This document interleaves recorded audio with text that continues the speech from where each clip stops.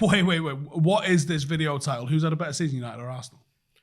It's a very, very, very valid talking point because you've got United who have silverware already, and you've got Arsenal who have the opportunity to win a Premier League title, which has eluded them for years and years and years and years. 19. That would be 19 years, basically 2 decades. That is a huge thing.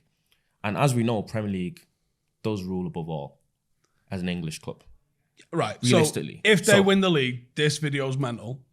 Yes. So you're going on the basis that they're not going to win the league? I don't think they will.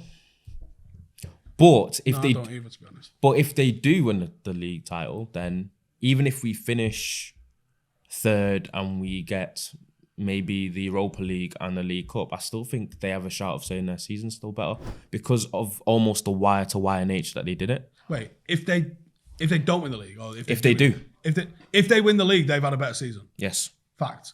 There's no argument. No matter that, and that's even with us finishing 3rd and having Europa League and the League Cup. Yeah. Because the Premier League does rule above all. Of course. So right now, as we stand, they're still in the driver's seat. It's still in their hands. They're still number 1. But it's still a case of if they don't actually, and it's more to do with the euphoria though. The whole euphoria that surrounded Arsenal's season and all the accolades and everyone almost fornicating over their performances and how they've played football. That's happened. Yes. And we've almost had a really topsy-turvy roller coaster season. And it's not being, we're heavily scrutinised as a football club. Yeah, biggest club in the world. Biggest club in the world, so it makes sense. But it's interesting because it's almost been appeared as Arsenal have had a monumental season and they haven't won anything. They haven't won anything yet. And they could finish just one place above us with no silverware. But it's still an interesting talking point because it's a little bit on a knife edge because if they do get over the line, their season's just better. But if they don't, then their season's been incredibly overrated.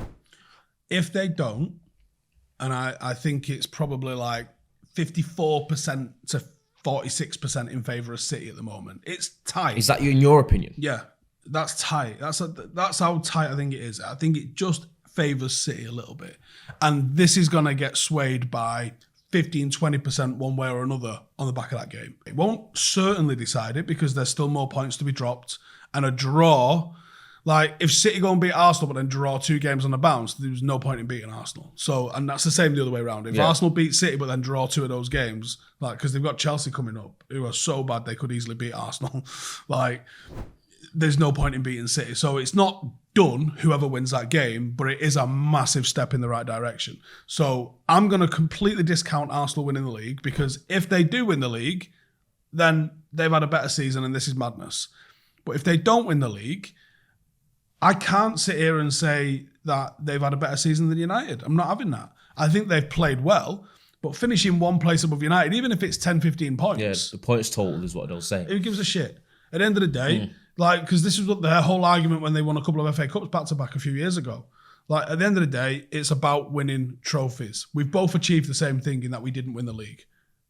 Exactly, because it's the whole thing of if you don't finish first, then there's a little bit of you get a little bit of a cake. Say second is first last almost. So like people say it's the first loser. Like you tick the bare minimum box of getting Champions League football, but they've not had a better season.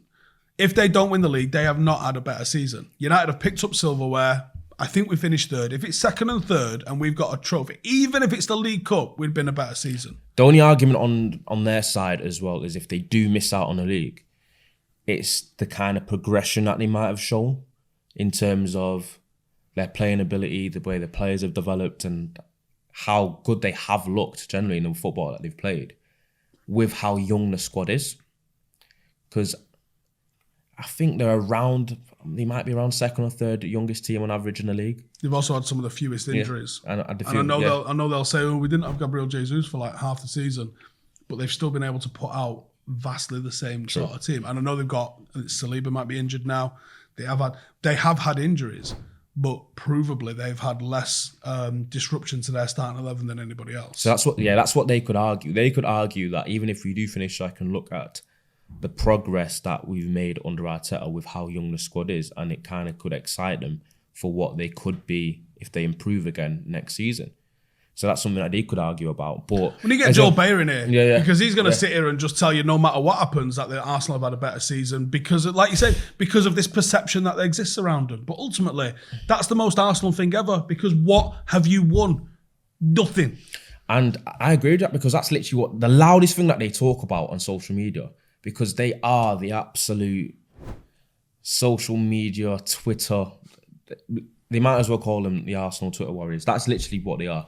They're absolutely unbearable, and it's kind of a main reason, not a main reason, but it's a huge reason why I hate them so much. I don't think I've ever met an Arsenal fan that isn't like deluded and almost lives in cuckoo land. Shout out Joe Bale. But do you know what I mean? So it's just one of the things, and it comes back from the day I had a barber actually that was an Arsenal fan all the way growing up. And it just meh in my ears, even when they were shit. Don't need that, yeah. Do you know what I mean? You don't For an need hour that. at a time, You don't need mate, that. Shut up. Weekly. But what about Phil Walker? What about shut up? Is all they've ever said is over the past 5 years is you've not won a trophy, not won a trophy, not won a trophy. So it'd be hard for them to not win a trophy. We win a couple, and then they argue that they've had a better season when that's the kind of stick that they've used to beat us with. That's what they're going to do. But the thing is, they 100% will, because that's what Arsenal fans are like. But the top and bottom line is, if they do not win the league this year, right, I don't think they go and win it. Because yes, they have made great progress this year, despite still not winning anything, despite bottling the FA Cup, despite bottling the League Cup, despite bottling the Europa League, and potentially bottling the league.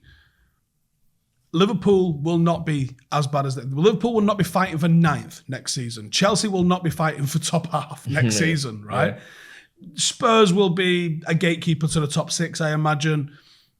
Aston Villa might find themselves in there the way they've gone with Emery. They might have an argument to say they've been one of the most formed teams since he... The interesting thing about Aston Villa is Emery's doing an amazing job, but it's because of Gerrard and how shit he was, because everyone looked at the Villa squad going into the season and thought that looks like a top 8 team.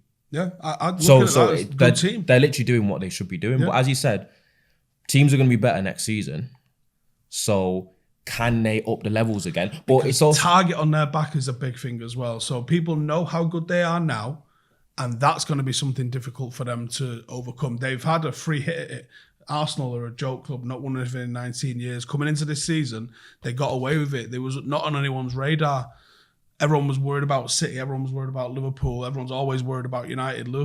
Arsenal managed to skate through just a little bit without anyone really paying attention to them.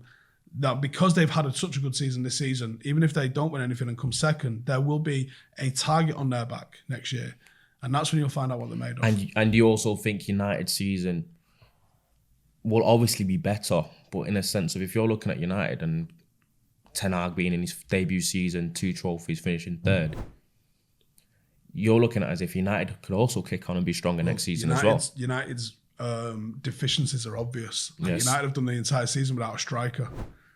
And it's not like where City did one without one, where they had Gabriel Jesus and they didn't use him. We don't have one. So the United, if United fix the gaping holes in our squad and go, oh, there you go, there's a striker, United will improve by 10 points next season. So that's definitive then. If United finish second, even now without the Europa League, United finished 3rd.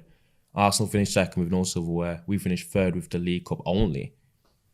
And obviously the progress and kind of the overachieving in the sense that Ten Hag has done in kind of the entirety of the season probably is better than Arsenal's. Hey, thank you for watching the video. If you are new around these parts, then don't forget to subscribe. My channel is proudly supported by my community on Patreon. If you'd like to get a little bit of extra content, a Discord group, meetups, 5-a-side games, weekly podcasts, behind the scenes, and even an occasional bit of transfer news as and when I get it, then for the price of a pint, you can show your appreciation for the content that we make and get some goodies for doing so as well. Check the link in the description or click the button right here. You'll also find all of my socials here too if you want to follow me on any of those platforms. Nice one.